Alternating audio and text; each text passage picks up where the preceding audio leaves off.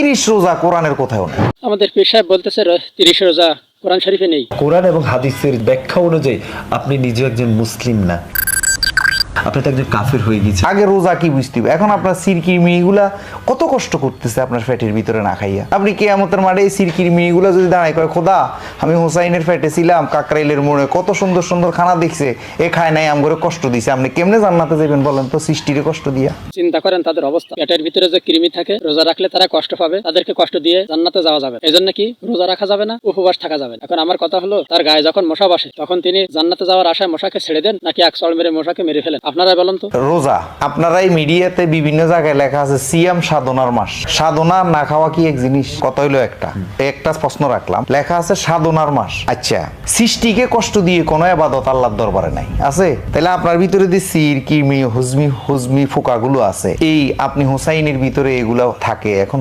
সুস্বাদু খাওয়া দেখি আপনি এগুলো যে কষ্ট দিচ্ছেন সারাদিন না খাইয়া।